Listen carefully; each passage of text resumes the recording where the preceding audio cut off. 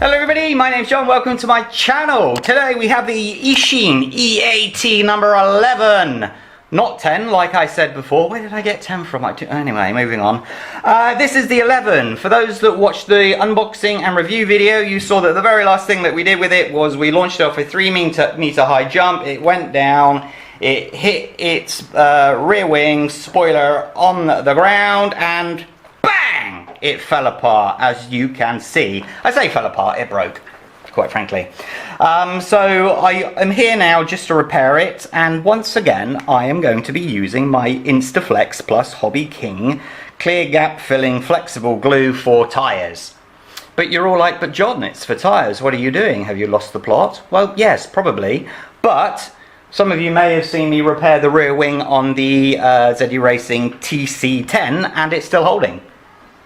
Absolutely amazing stuff, this glue, because it's slightly flexible, because it fills the gaps as well. I thought, well, why not give it a go? Now it dries very quickly, but it's not fully dry for 2 hours. So what I'm going to do is we're going to take it apart, repair it now, put it back together. I'm not going to put the shocks on because obviously that could put some pressure on it, and then in 2 hours time I'm going to come back, put the shocks on, and then I'm going to drop it repeatedly over and over until we can make it break, or not. Time will tell. So let's take it apart. You'll see where the damage is straight away. If I show you underneath, come on, there we go. Underneath here you've got the 2 screws. Obviously it's snapped where the screws are there, so I need to take those 2 screws off and out the way and keep them safe, and the shocks need to come off as well. So let's get on with that. Put you into focus. Take the shocks off first.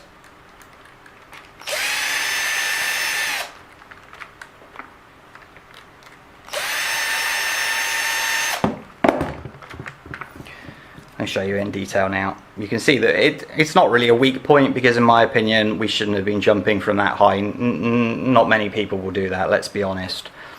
I'm just one of those very special ones that do it. So anyway, let's get these screws out.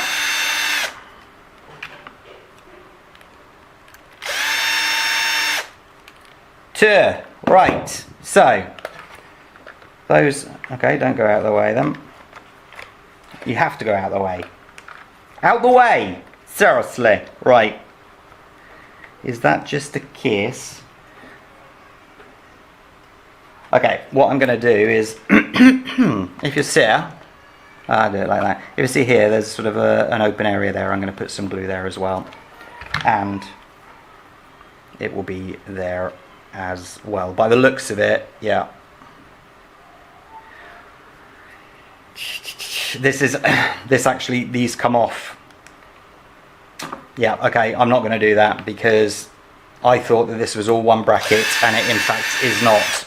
As you can see, that comes off, so we're just going to glue those on as is. So, which way? Apologies about the kids next door, can't do anything about that. They're having fun outside in the heat.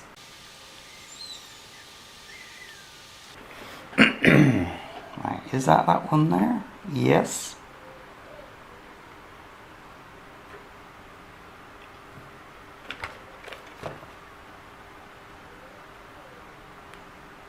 Okay.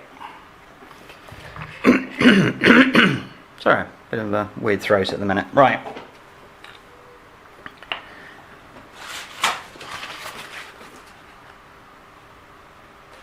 Of course.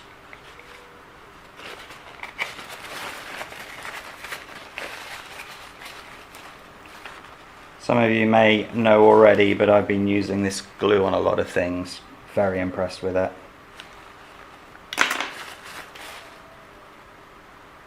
There we go. Right, so. Oh, I don't really want it to fill that gap, do I?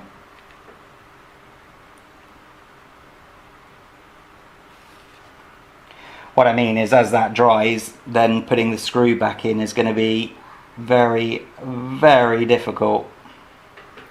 So I think I'm just going to put it back together now and just deal with the consequences later. Consequences, what I mean by that is that the rear mount, rear wing mount could now get stuck to the rest of this, but hopefully it'll never snap again, so I never have to worry about it. You can see it goes back on nice and easily. I just put it back together now. I'm not, as I said before, I'm not going to be putting the shocks back on though. That's just a little bit too much pressure. I shouldn't have taken this off really. I should have just left it all attached, but oh well. What? No, no, no.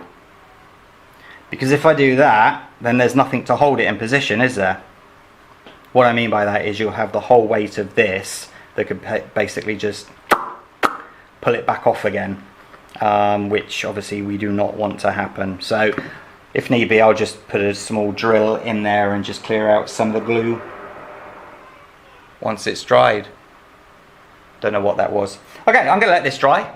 Good morning, you beautiful peeps. Yes, I said good morning. 2 hours after I recorded what I recorded yesterday, I came upstairs to finish this video off, and it was so hot that I nearly died. Not over dramatizing it, it was that hot up here. So I decided to leave it until the day after, which is now Sunday morning. It's a little bit cooler up here, but not by much. Now, if you remember from, well, what you watched about a minute ago, the holes, as you know, I was worried about the holes being filled with glue. As you can see, the glue is just run down and away, which is very good indeed. Now it feels strong enough to me, but we're not going to know until I start to try and beat the crap out of it, so we shall just put it back together for now. Again, there is just the 4 screws here, and then we have the shocks. So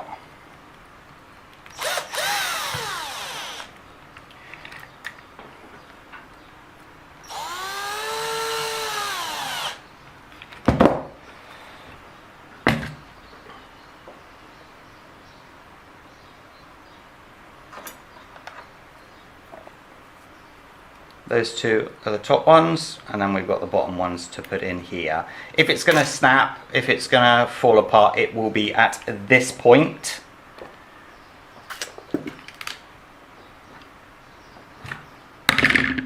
Alright, fair enough.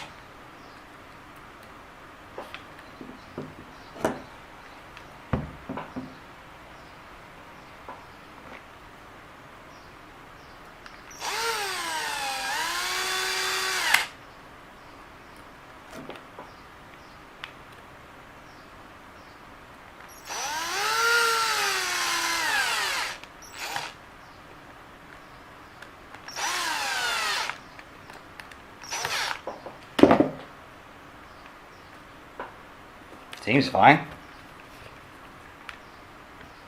Seems fine indeed. Okay. Wow, yesterday was such a long time ago. I can't remember what screws were in here, but let's just assume it was these.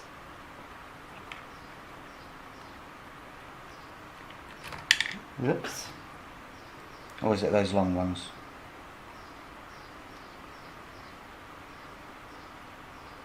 We'll see.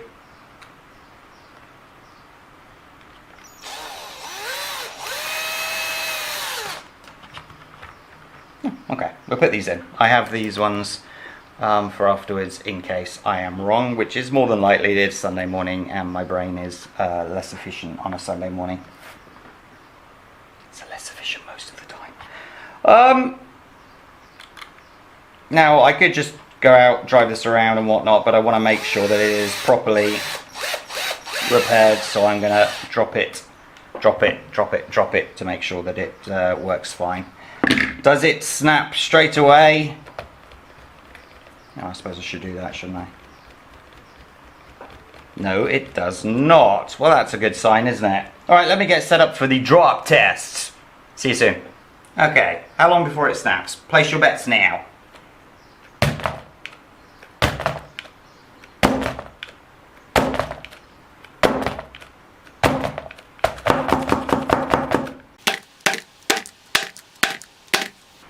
Okay,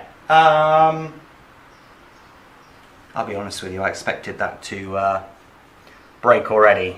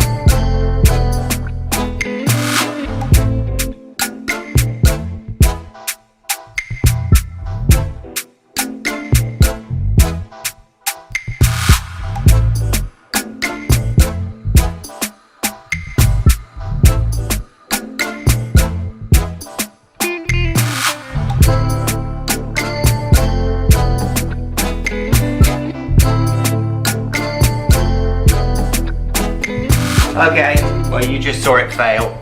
I mean, that was extreme what I was doing, but my God, I did try. I was putting a lot of weight into that. Obviously it's not too much. It's not like I could make it go further than what it can, because of course it's got the chassis in the way, so it was only going down to what it could, but it's failed. So, no, you can't use that glue, and yes, you have to buy a new diff cover if this happens to you. Okay, let's be honest, that was pretty extreme what I just did. Maybe it would have survived had it have just been normal driving, but I don't want to recommend something to you if it's not going to work 100%. So I think what we need to do is just strip this down. Actually, there's no need to strip it down. I can see it's the upper diff cover anyway. So if you ever have this snap on your car, your Eachine E18 number 11, then save your time and effort and just pick yourself up a new diff cover. I'm going to pick up 2, because if it's happened once with us, at least it can happen again. Again, I don't think a lot of you out there are going to jump it from a 3-meter high ledge. I don't think so, but you know, it could happen. So just keep that in mind. It does seem to be a weak point, and if you think that all of the suspension, sorry about that, if you think that all of the suspension is literally being held to, well, and the wing, so whenever you make it land on its edge there, it is all being held together with literally 4 little pieces of plastic there. Maybe it needs a bit of a redesign, because to me that doesn't seem quite right.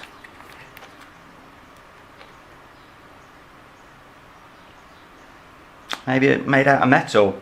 Either or, buy yourself an extra diff casing. That's what I would say. Okay, thank you so much for watching. Hit that like button, subscribe to the channel. I'll catch you next time. Stay safe. Bye bye.